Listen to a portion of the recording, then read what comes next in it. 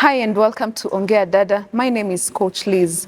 Ongea Dada is a widow-to-widow foundation that aims at inspiring, encouraging, strengthening, as well as empowering widows to live a fulfilling life even after the loss of their spouses. And today, being International Widows Day, I'm privileged and humbled to host a mom extraordinaire, a mom who has walked this journey for a long time, and she's here to have a chat with us and just tell us how her journey has been. Karibu sana, mom. Please introduce yourself. Thank you. My name is Ruth Kitavi. I am a widow for the last 37 years. I have walked the journey. It's not been easy. I was born and brought up in Machakos County, Matungulu location. Born to a Christian family, a family of 8. The fifth born in the family. We are all grown-ups. And I look back and I see the hand of God when I began my early life, when I got married and started the life, which did not last long. But I'm here just to give you encouragement. It doesn't matter how long it takes. You could be even been married for a day. You still remain married. The death comes, but does not change anything. So I'm here to encourage that one who was just behaved and is wondering where to start. It has been a journey for the last 37 years, but I thank God I was able to make it through. Amen. So you were born, raised in Machakos County.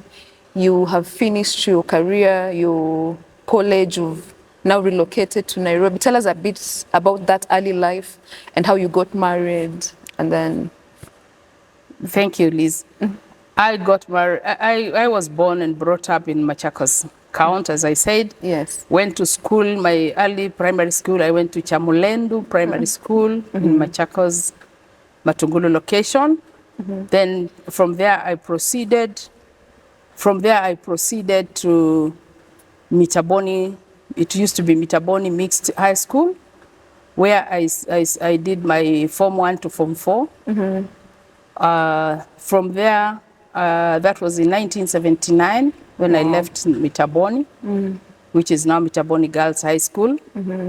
I started doing jobs here and there. And I remember joining as an untrained teacher, teaching in Machakos. And that was in 1980. Wow. When I left school, I started now doing the teaching career. Awesome. Going back, how I met my late husband. I met my late husband when I was in Form 4. And he was doing his 3rd year in the University of Nairobi. It was, I would say it was a love at first sight. Wow. Because I remember I was coming one evening coming from my auntie's place. It had rained heavily. And as I was coming home, I found a small river joining, which was flooded. And as I was trying to cross over, it was a bit hard for me to jump over. So this is in Nairobi? No, that is in Machakos. Oh, that is in Machakos. Yes, okay. How I met my husband. Yeah, okay. Then I was trying to cross the river and I could not manage. And then I saw this young brown man who was very kind. Yeah. He came and put a stone for me to step on so that I could cross over the other side. And after that, we exchanged greetings. We got to know each other. And we gave contacts to each other, and then we left. I did not expect much was going to happen. Much later, those days we didn't have a phone. Yes. But we had exchanged the telephone, the postal address, where we started writing letters to each other. And then when I finished school, and that time I was teaching, I remember meeting this guy again. Yes. And this time around, we talked more. We took a step of faith to move. He took me to his home. I got to know his family. He also came to my family. We got to know each other. And then that time he had graduated already, and he was now waiting to be posted for his first career job. Yes. And I remember him asking me, that time we are not married, we have not even talked about marriage, but he was asking me, where would you want me to be posted? And he gave me several choices, and he was asking me, can I be posted to Nairobi, Mombasa, Nakuru? But very first I said, why don't you go to Mombasa? And then he told me, all right. Then within a very short time, he was posted to Mombasa. His first job was with the Ministry of Water in Mombasa. And Which year is this now? that was in 1981. Wow. Okay. 1980 actually, late 1980. Okay. Then we continued communicating. Now we moved the relationship to the next level. Yes. And then he invited me to Mombasa. Remember, I'm not married to him, but we are friends. Yes. I was invited to Mombasa. Yes. I went and saw Mombasa. For the first time? For the first time, and the rest was history. All right. When I went there, I think we just felt okay and we stayed together. Awesome. So that is how I got married. I got married through customary law. Okay. We did not do a wedding, but when we were in Mombasa, we organized with our parents. My mother-in-law went to my parents and to say I'm with the son. And that's how we began our life. That was in 1981. Oh, okay. February, that's when I got married.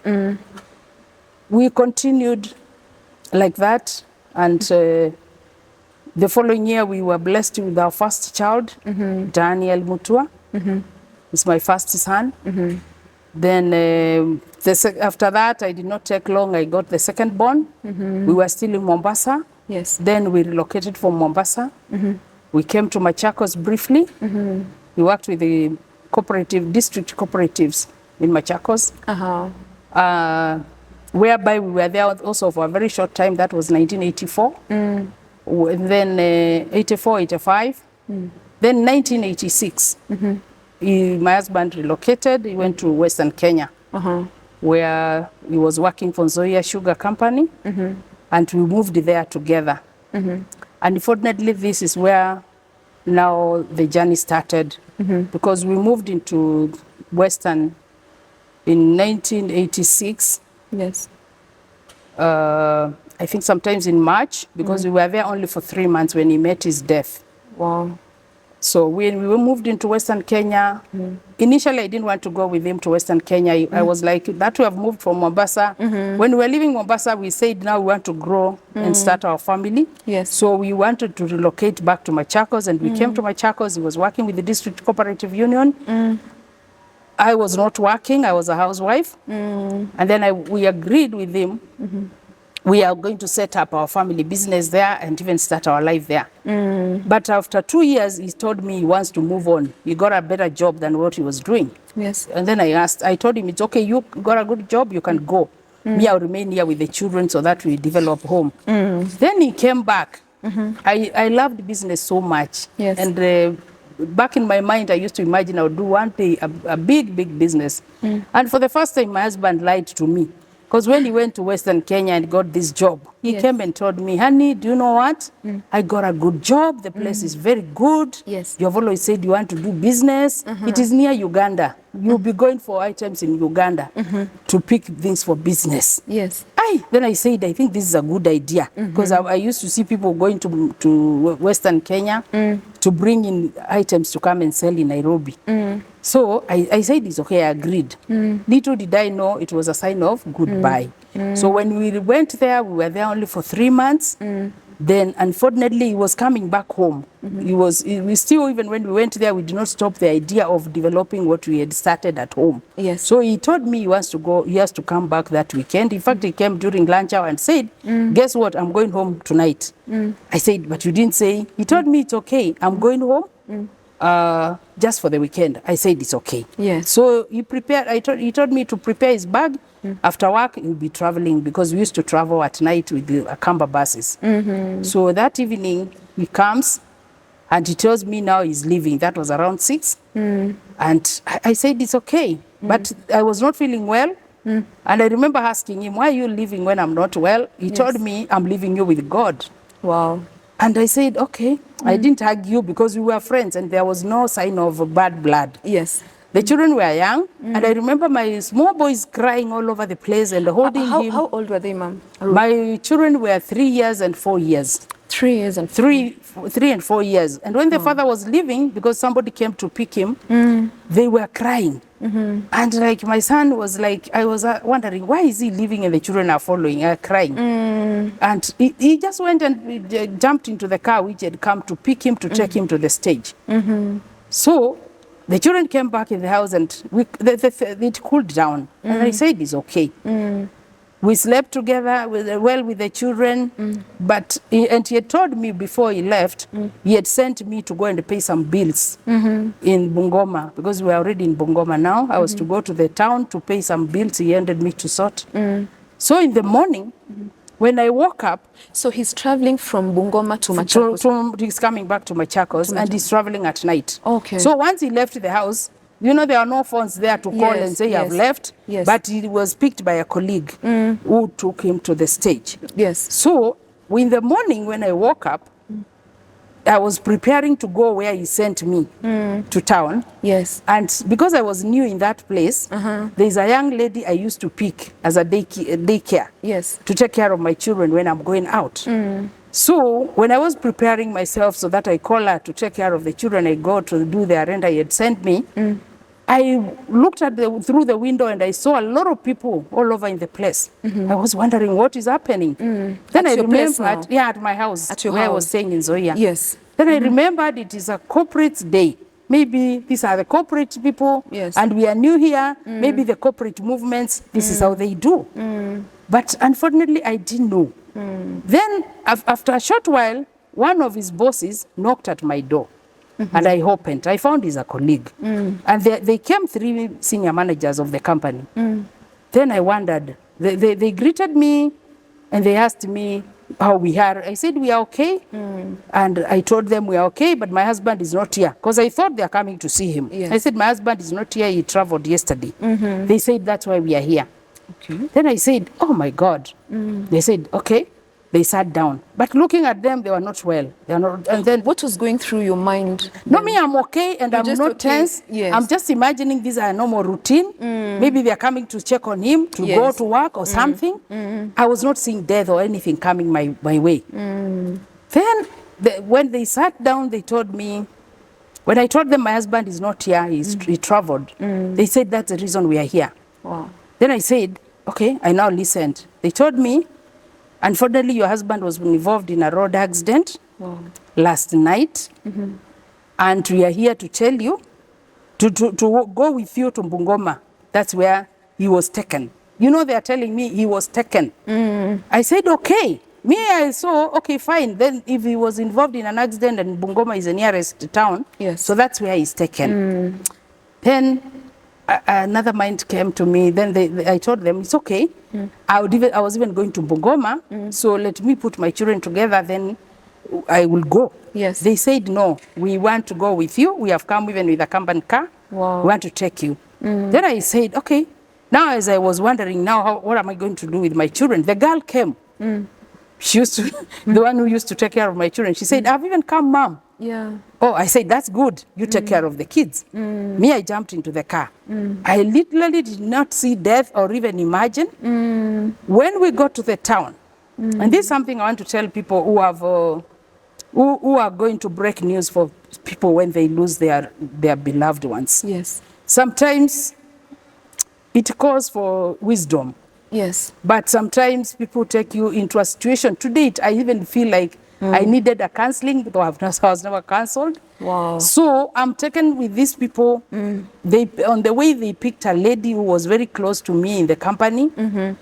And as we are going to Bungoma, this girl is crying. And I was wondering, if they have just been injured in the accident, me, I was seeing, we are going to take them to hospital and to transfer them from there. In fact, back in my mind, I was saying, I'm going to transfer my husband to Aga Khan in Kisumu. You'll be treated and you'll be okay. Yes. And the money he had sent me to pay for the bills, I was saying, since I have this money with me, I will go and take him to hospital. Yeah. So when you go to the hospital, everybody left me alone. They moved away from me. And for a while, I saw one lady. And that lady, I recognized her husband is the one who picked my husband the previous night with this car.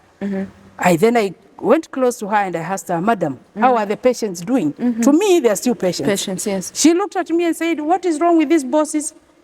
Whenever there is a party, they have to go all the way at night. I didn't understand where is the party, and my husband was traveling home.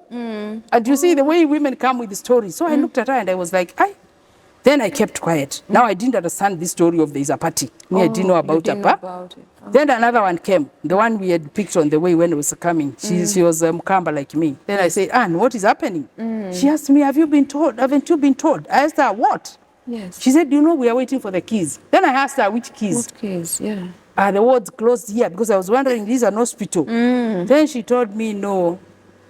Then she also disappeared. I found myself alone.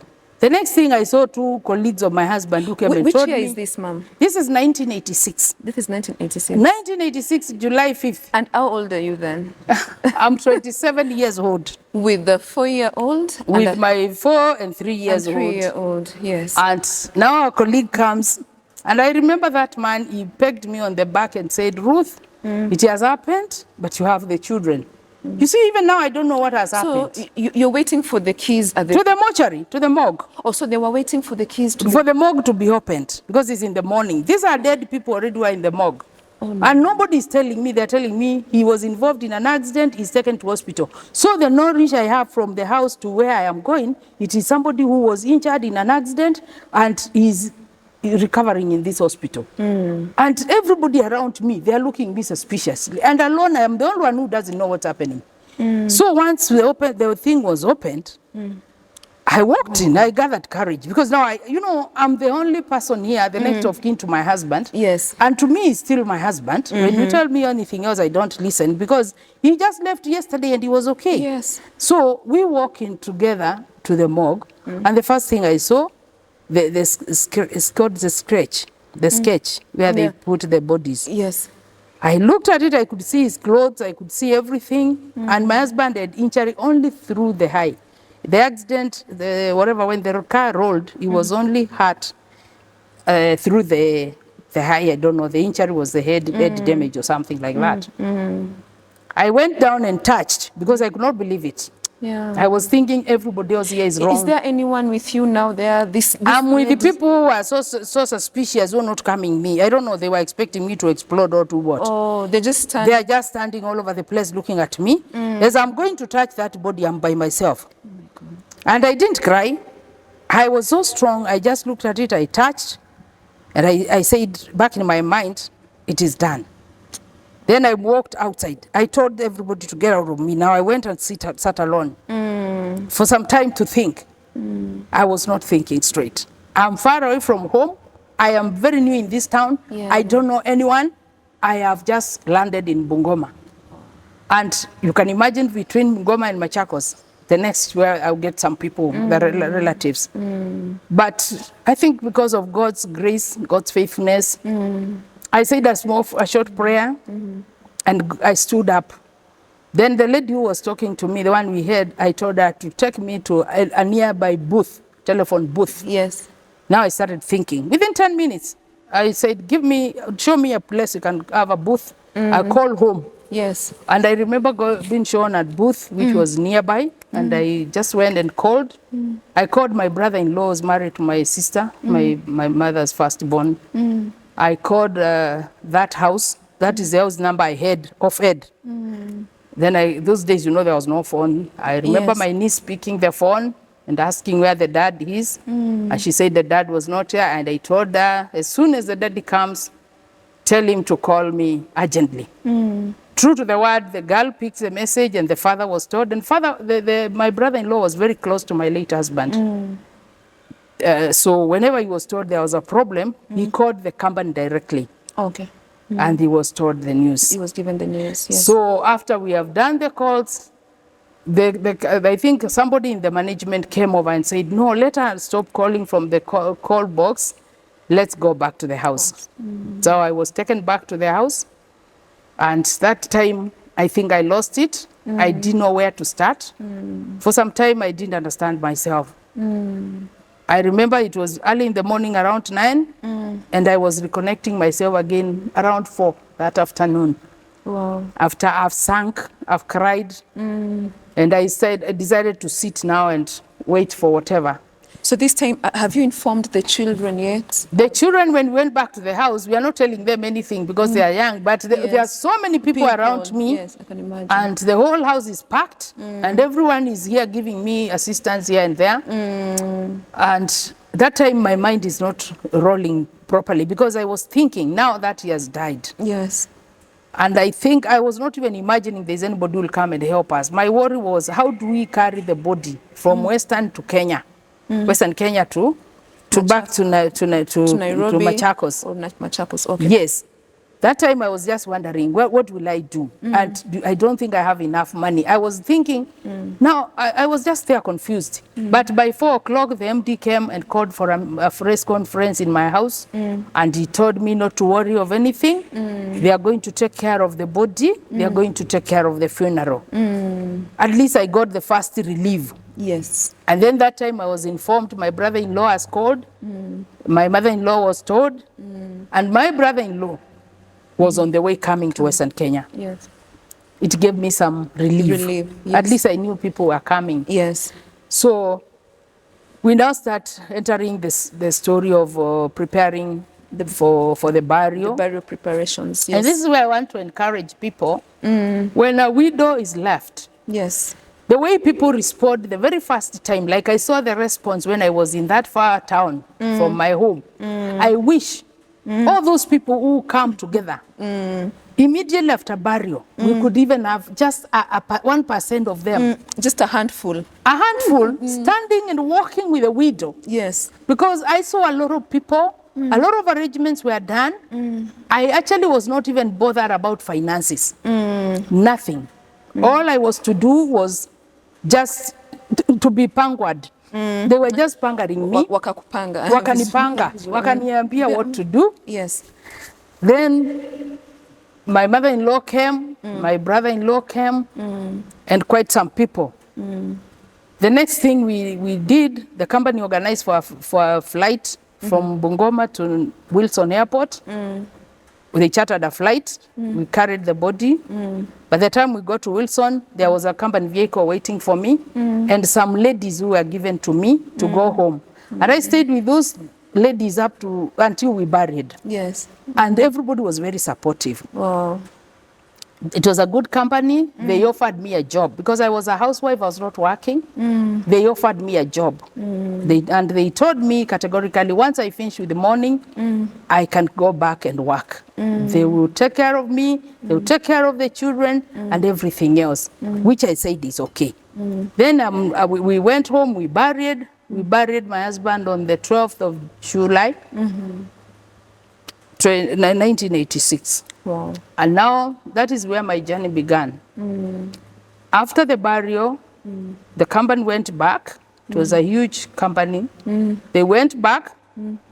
The people who had come to be with me, they all left. The relatives, one after another, they left. They all left. And I was left there with my 2 sons. Wow. And ethically, being an African, Yes. you can't leave the burial site the following day because they will say, hey, why are you leaving? We know what was happening. Exactly, yes. So that was the hardest bit. Now, after the burial, now I sink down deep into depression. I would say I sink down into depression because here I am, I'm left, and I'm not realizing that I'm left. I'm not accepting. I'm seeing like my husband has gone on a long journey and he's gonna come.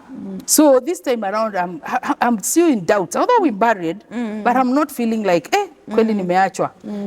And that is now where the issue starts. Because the family is looking at you, the immediate family is looking at you with eyes. You are not, there's something you did wrong. Wow. As a widow, you are mourning your husband. Yes. You see now, you don't want anything. You just want to put your head together and see, where do I start from here? Yes. This is where you'll hear stories of akukufa bure.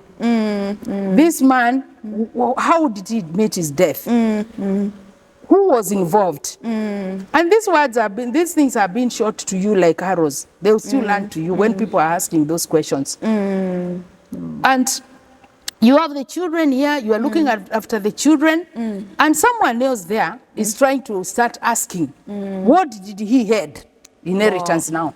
Wow. Where widows now should get we prepared. have buried. We have buried, we've Now- covered the grave, Yes. but you have to explain to them, Yes. your husband had what? Oh, What did your husband have. Yes. You are here, questioned of things you have never imagined they will come. We were newly married. He was a young person. I was also a young person.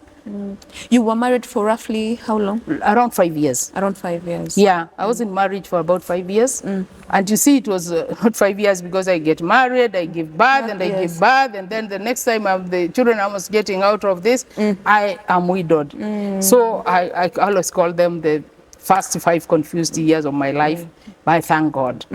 So the inheritance story starts. People are asking you what was left behind. People want to know if it was an accident, were they claims paid, were the insurance, was it what? And everybody is asking, and they're not asking just to help you. They're asking to want to know their share of the property. Wow. And one thing I noted, and I want to encourage people, when someone dies, let us all accept it is God's will that person had to die. And that was the time of that person to die. And always, it is not a must, because this one died, this one had an issue. The widow or the whatever wanted him dead, so that I don't know they do what. Yes. I went through that phase of looking at what my husband had. Even somebody was asking how much salary. Wow. Well, the salary was not paid. There was a lot of nonsense around all that. And then when you wonder, at all this time, nobody's asking me about the children.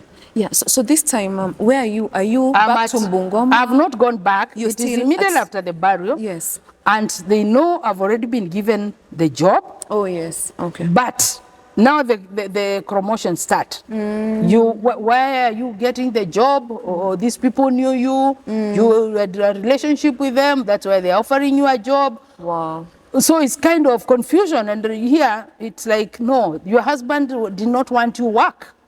After all, you are a housewife. Why would you go now? So I faced all those challenges. Is there support, any kind of support you were getting at that particular time? From anybody? No.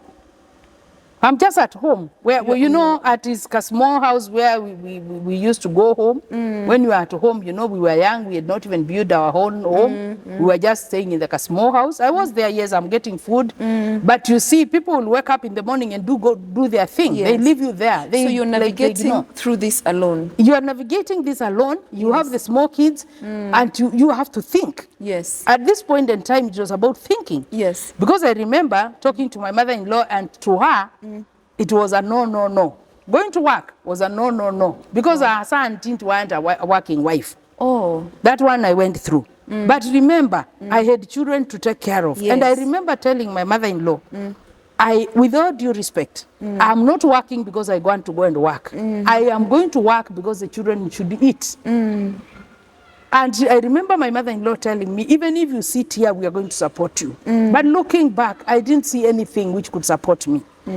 So that is a decision I had to pray about and I had to make. It was very painful. It was not easy because one of the days I just packed my bags when everybody else had gone and I organized with my sister who had a vehicle then. She came for me, carried me, and that's how I went to work. I had to go and report to work. The first few months when I joined the Zoya Sugar, it was exchange of those letters. You know, Just a minute. I've heard you talk about prayer. So what was your relationship with God then? Had you accepted Jesus? Or because you refer to prayer a lot. Tell us a bit about that. Your relationship with God. My relationship with God, to take you back, I got saved when I was in Form 2, 1977. I was in Form 2. I was in Mitaboni, and we had gone to a camp in Mangu High School. Yes. That is where I met my Jesus. I got born again, and I was baptized by one Jokayo. That time in Mangu High School in 1977, April. Okay. That's when I met my Jesus. So even as I married my husband, I knew God. Oh, okay. And God was part and parcel of my life. Okay. Despite everything else I've gone, though I made mistakes, but I knew. I knew Yes, God. you knew God. And I knew the God I believe in. Yes. So even this time when my husband died, the first 5 minutes when I learned about the death, the first thing I did was to pray. And then God opened the gates for me. And that's how I started navigating the journey. How was your prayer? Were you had been shortchanged or something to? At first, Yeah. after the burial, after we buried and I'm left at home, I questioned God so many questions because of the treatment and the reception I received From the in-laws. And I'll mention this for clarity. Yes. I'm married in a pastor's home. Wow. And one thing, when my husband passed on, and I was there confused and wondering what to do next, I told my heart, I thank God I'm not going to be like others I hear, because I'm married in a Christian family. I'm married to a pastor's home. So I knew God was going to see me through this because I am in a pastor's home. And back in my mind, I knew I'm left with 3 children, not the 2 I had. Because my mother-in-law was a widow. I knew I'm going to hold my mother-in-law and I'll hold my 2 sons. So I knew God has given me 3 people to look after here. And on top of this, I'm in a born-again family. So what was your reaction now, all these wrangles taking place in a pastor's home? What happened, many a times, and I'll tell people. I came to my senses after a while. It is not an easy thing because we are human. And sometimes as much as we know God and we are believing God, things go hayway. And sometimes unless you call your mind a meeting, you will do a big mess. So what happened when things were not well, yes, I was there in prayer, standing in prayer, but a lot was happening. But I came to realize one day, I looked at it in a different picture. My mother lost, and she was in pain as I was. Yes. And I could just imagine this was our sole breadwinner. My husband was our sole breadwinner, and she was not happy with whatever had happened. I was here, having lost the love of my heart. Yes. This was the love of my heart, and I didn't have another man anywhere else or any other alternative. So I realized both of us were emotional. And this thing was being the worst was people around us, because my mother could be told this and I could be told this. I remember whenever I was going home and I stopped in the nearest market, a lot of people used to come and tell me, do you know what your mother-in-law is saying about you? Do you know, do you know, do you know? You see, I'm a human. Maybe I'll also say one word, which will get to her and she'll get agitated. So one thing I can encourage widows, even when it is this, things are this bad, the best I think you can do is to either talk to the professionals, the professional counselors, or you speak to the ministers of God to give you the wisdom how to handle this. Because you can imagine I'm annoyed and my mother-in-law is annoyed too. And I'm going to her home. She's mourning her son, and this is our breadwinner, and this was our hope. And you're mourning her husband. And me, I'm mourning my husband. You see, both of us, if you look at that pain and put it, it will weigh. So sometimes I look back and I say, yes, my mother-in-law was a Christian. I wouldn't say she was bad. But I would also feel she was bigger than me. So expected more care. But she cared for me. She loved me. But the very first days, it was hell on earth. Because again, there are those who used to come and tell her, your daughter-in-law has been paid a lot of money. There was money. And the money is the worst enemy in the whole saga. So what I would encourage widows, first of all, the pain is there. Let us accept what has happened and know this man or woman died at our time. There was no other time. It was that time. Stop now shifting the blame. Where was the widow? Where was the wife? Where was this one? It was God's will. Because even if I was inside that car and it was not my time, I would not have died with my husband. My husband died his death.